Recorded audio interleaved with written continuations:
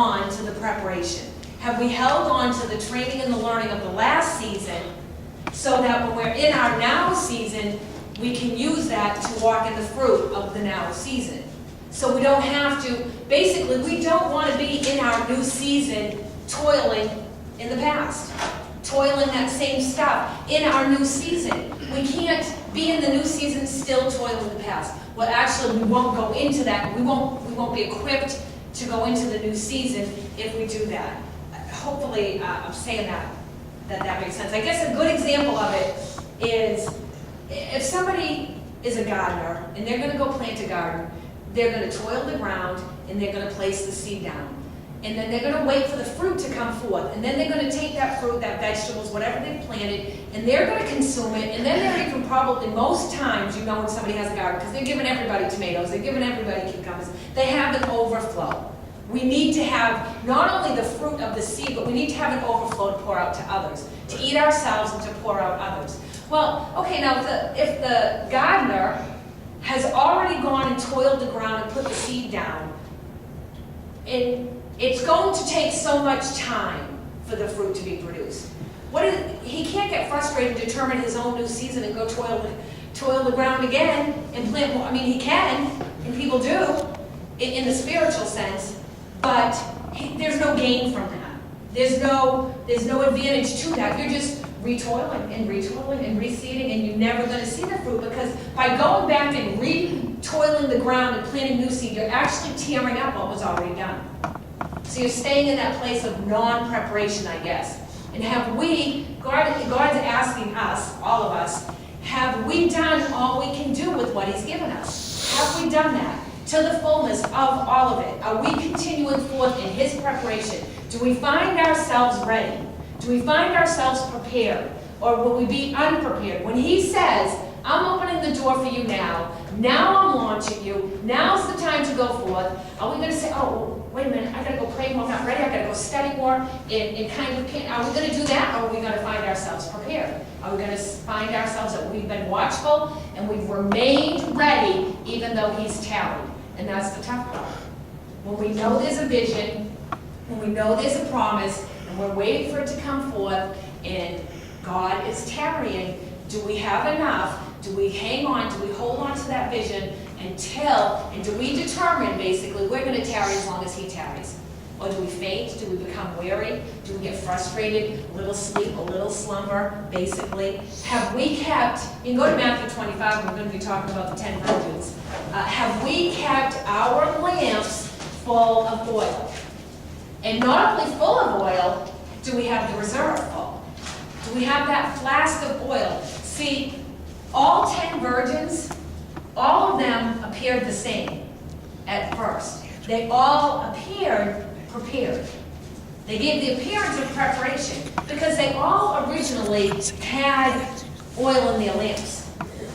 And the 5 wise virgins had oil in their flask. That was the difference. The 5 foolish virgins only had enough preparation as long as the bridegroom came in their timing.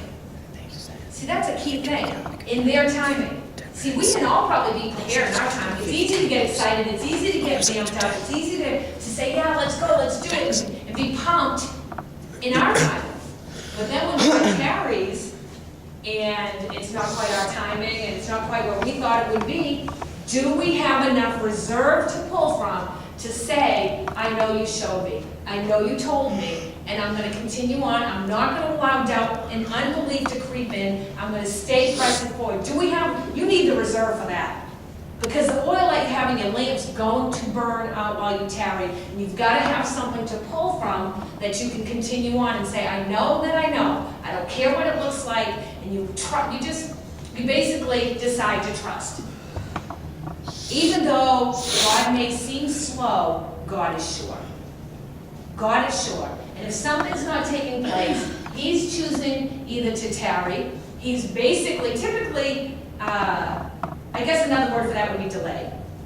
He's choosing to delay to show us some things in our own heart and let those things rise to the surface. And we have the choice. We deal with it or we don't. And that's basically another difference with the 10 virgins. The 5 wise ones chose to deal with it so they could be prepared. The 5 foolish didn't. They didn't want to pay the price for their own oil. That's what took place. They didn't want to. And then they wanted somebody else to come along and bail them out of their blunder.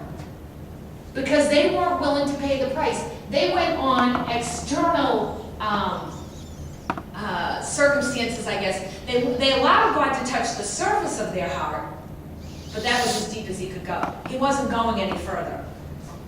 So let's start in Matthew 25. I'm going to read it. And I want to point out again, it says the kingdom of heaven is like. Basically, Jesus is saying, I want you to know, I want you to understand, this is how God functions. When he's giving you a parable, when he's saying the kingdom of heaven is like, he's telling you, this is how it's going to be. You can't change it, you can't mold it to fit you, this is how it is. Okay, so it goes on to say, it's likened to, excuse me, 10 virgins who took their lamps and went to meet the bridegroom. 5 of them were foolish, and I'm reading from the Amplified. 5 of them were foolish, thoughtless, without forethought. They couldn't see any further than what was right in front of them. And 5 were wise, sensible, intelligent, and prudent. When the foolish took their lamps, they did not take any extra oil with them. Basically, they were unprepared. Oil here, basically, that one song talked about its saturation. It's God, it's saturation, it's Him, it's His anointing, it's Jesus in you, it's the Holy Spirit. That's what they're talking about when they say oil here, so we have something to relate to. But the wise took flasks of oil along with them, also with their lamp. While the bridegroom lingered and was slow in coming, they all, and here's a key point here, they all began to, even the wise ones began to nod off here. They all began nodding their heads and they fell asleep. But at midnight there was a shout, behold the bridegroom go out to meet him. And I'll tell you what, for any of us, I don't want us to find ourselves sleeping when we hear God shouting our voices and opening the door for us and saying, now's the time to come forth. I don't want any of us sleeping, and I don't want any of us to be at a lack of oil, basically. None of us. For anybody, I don't want that for anybody's heart. Basically, you know what happens when that takes place? I'm jumping ahead a little bit here. We stand there and we watch the vision that God has given us be handed over to somebody else and they walk in it. I don't want that to take place for my life. I don't want that to take place for anybody here in this room. I don't want us to stand there and watch the vision we know God gave us, the calling we know God spoke to us, being walked out by somebody else simply because we weren't prepared. We weren't willing to pay the price and we were unable to tarry. Okay, so going on. Verse 7, then all those virgins got up, all of them got up, and all of them put their own lamps in order. So there was, with the foolish virgins, there was a preparation to a point. To a point. They weren't willing to go beyond that certain point. And then, this is where the foolish realize, we ain't got no more oil, we're in trouble here. The foolish said to the wise, give us some of your oil, for our lamps are going out. They were this is the word that says this, they were unprepared in their own doing. It was their own fault. They had nobody else to look to, nobody else to blame.